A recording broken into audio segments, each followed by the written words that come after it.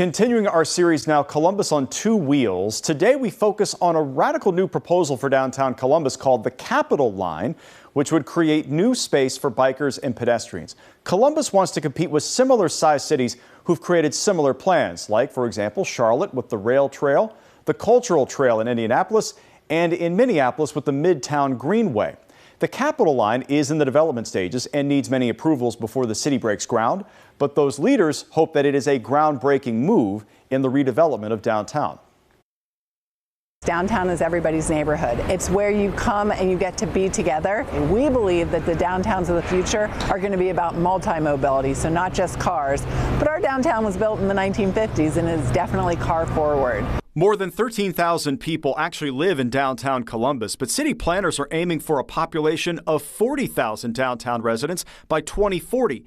And how people get around town today stands as a hurdle. The theory is that the more you can make pedestrians feel welcome, the longer they're going to extend their stay in downtown. This is the next step in an integrated and comprehensive public realm plan, because the more you make public space for everyone, the better our downtown's going to be. We see the Capitol Line as a nexus for really a citywide network that brings people into downtown. The Capitol Line development will unfold over 4 phases, beginning with a redevelopment of Gay Street.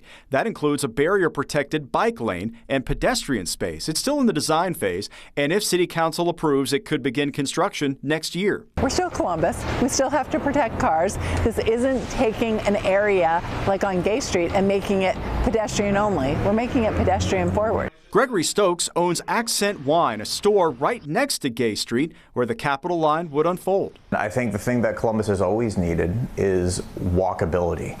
The more people are out of their cars and walking around, the more businesses can be sustained. You know, everybody on a bike is a customer or a potential customer. There's an economic development benefit of promoting cycling and walking. Bike users say they're encouraged by the investment in protected bike space, but they also say the city should prioritize other bike safety plans first. I would consider it to be a little bit of a luxury item. I think the Capitol Line is really cool, and I like the idea of it, but I'm not sure it's the thing that we should be prioritizing right now, considering all the challenges we have locally. There just isn't that much actual protected, separated infrastructure. Reconfiguring the streets to still allow for traffic, but to do it in a way that really prioritizes the safe movement of people, whether they're on foot or bike or rolling in some other way. It's really about putting people first.